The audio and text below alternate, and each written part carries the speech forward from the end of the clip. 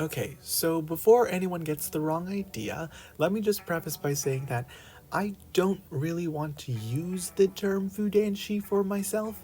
It's just that considering what I went through recently, I guess you could call me that, but I don't want to be like, oh, look at me, I'm a proud Fudanshi now. It's just that this is what came to be and now I'm going through with it.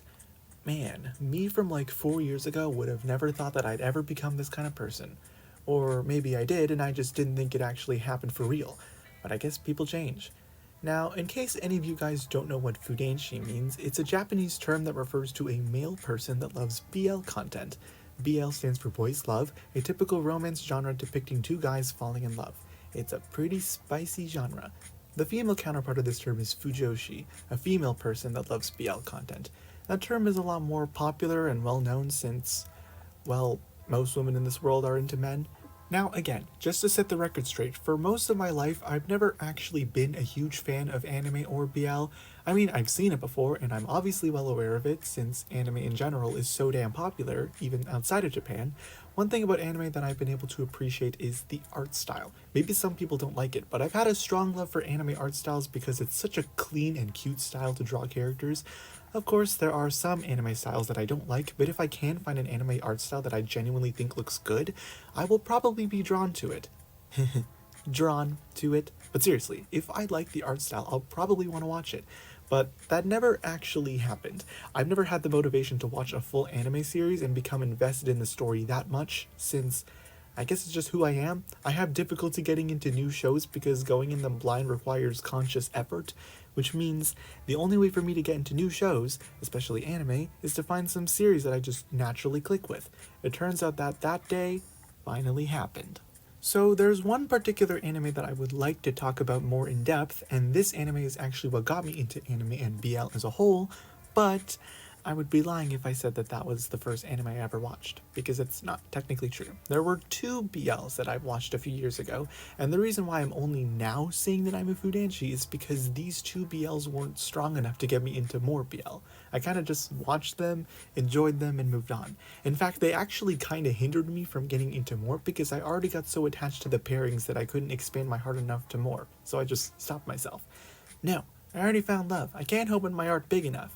Anyway, the two BLs I watched a few years back were Umibe no Etranger and Dokusei. I watched Umibe first and then Dokusei. How I even found out about Umibe is that I once found a screenshot of the anime and I wanted to watch it because the art style was appealing to me.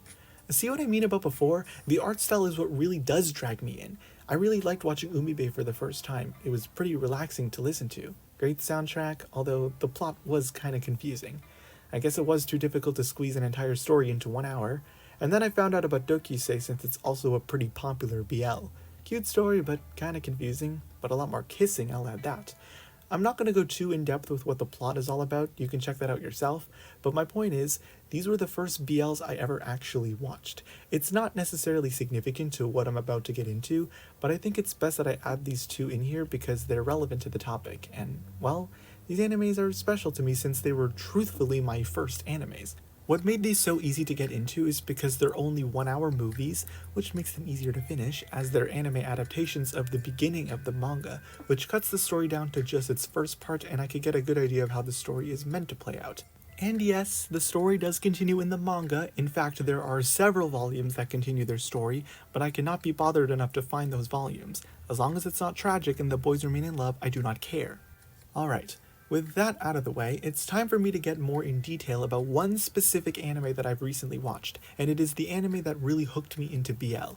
In this case, it's not a 1 hour movie, it's a 13 episode series, and this BL is very unique compared to your typical BL. It's not one of those emotional, corny, romantic, we love each other so much kind of trope. What I like about it is that it actually portrays queer love so goddamn realistically. The anime is Go For It, Nakamura.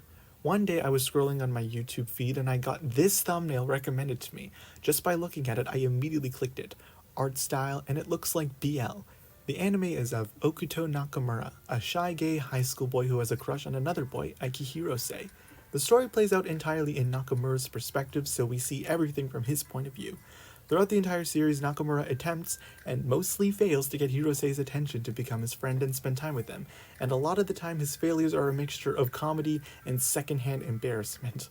Along the way, he goes through multiple obstacles to get with Hirose, such as Nakamura being really shy and nervous around him, Hirose's friends getting in his way, which are Omori, Hirose's childhood friend, Mukai and Takeuchi, Hirose's high school friends that he hangs out with the most, and Matsumura, Hirose's middle school friend that apparently has even more of a crush on Hirose than Nakamura.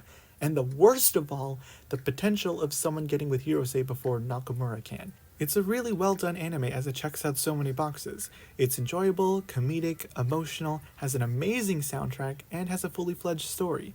This is actually an anime adaptation, but the manga never actually got completed as it has been on hiatus for years. But the good news is that the anime definitely did this manga so much justice. Typically, it's always the original book that does better, but this time it's the opposite. They've changed so much in this anime compared to the original, and you know what? The changes made it so much better. The plot feels more organized, there's actually some development, while the charm of the original still remains true. There are a few specific things about this anime that I'd like to talk about, and they're things that I feel like I deeply relate to. First of all, in episode 2, we learned that Nakamura gets advice to talk to Hirose by reading BL manga, his favorite one called Lovable Lunches, which is hilarious and also super adorable. Nakamura is also a certified Fudanshi. But that's not all. In episode 10, Nakamura goes to a signing booth for Lovable Lunches since the manga is getting an anime adaptation. Wow, that's a parallel to this anime itself. And gets to meet the mangaka, the author, to get a signed copy of the manga. What I love about this scene is that it deeply relates to me, kind of like how you get to meet your idol at a convention. And a detail I like about this is that the lineup for the signing is mostly women, while the mangaka is a man. Which again, proves that BL is typically made for women, but the fact that they made the mangaka a man, this really gives Nakamura a sense of understanding. Nakamura completely stands out from the crowd since he's the only guy, but since the mangaka is a man, it's almost like he understands Nakamura, which likely hints that the mangaka is also queer, and that whatever Nakamura is going through, having to be a shy gay teenager, the mangaka relates to him, and I really like that symbolism. Not really sure if that was intentional, but I'm just glad they didn't make the mangaka a woman. The second thing I'd like to bring up is what happens in episode 12 near the finale. This episode completely broke the entire fanbase, including me, so spoiler alert. What happens in this episode is that Nakamura finds out that Hirose is dating a girl, Hana. Nakamura falls into a bit of heartbreak and devastation, yet he still wishes for Hirose to be happy because he knows that Hirose's happiness should be prioritized.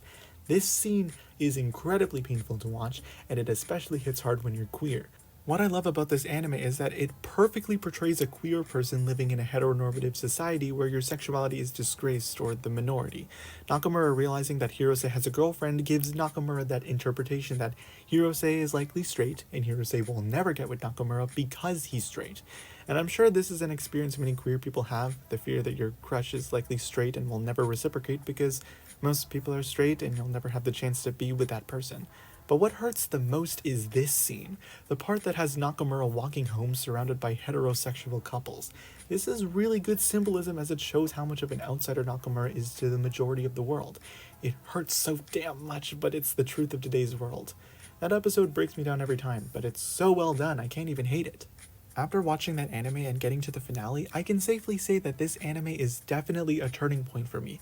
Considering how much it resonates with me and how many times I am willing to support my love for it, I now feel a lot more comfortable and motivated to watch other anime, specifically the BL kind.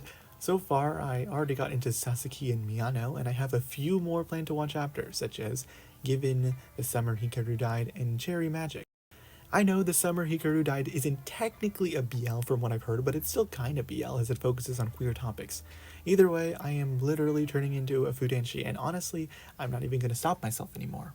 So, normally when I make videos, I try to keep the topics strictly general because I like being able to talk about topics that I think a lot of people can relate to, rather than a specific fan base. But considering that my connection to anime has been becoming so much bigger as of late, I think it's good for me to get my own words out there about more specific things rather than the general idea. So, allow me to make the takeaway message something that everyone can relate to. It doesn't have to be BL or anime, but I really think that if there's something that you've always wanted to try and never got to because you're not motivated enough, you should still go for it, like what Nakamura did. There have been so many things that I could have gotten into earlier if I just didn't intentionally push myself away from it due to the fear that I'll hate it in the end, but really, there's no way of telling until you actually try it. I mean, I've never been into reading growing up. I always found reading boring and a difficult task, But then I found some books that genuinely got me curious, and now I enjoy it. The same thing happened between me and anime. It just has to happen naturally, unless disciplining yourself harshly will actually get you into it. Whatever works. The point is, you really should be open to trying new things. You don't have to like every new thing you've done. You don't have to try everything just for the sake of trying it. But at least you get the experience, unless it's something bad like smoking. Please don't ever smoke. Have some water. I've been holding off on anime for years because I always thought anime was weird and toxic, and I'm sure some anime or fandoms are like that, but there could be some good ones out there. Just because you like one doesn't mean you should like all. Just because you hate one doesn't mean you should hate all. And that's what I got out of anime. I enjoyed watching anime, which means I can enjoy anime. And I plan on enjoying anime more and more. To become the Fudanshi.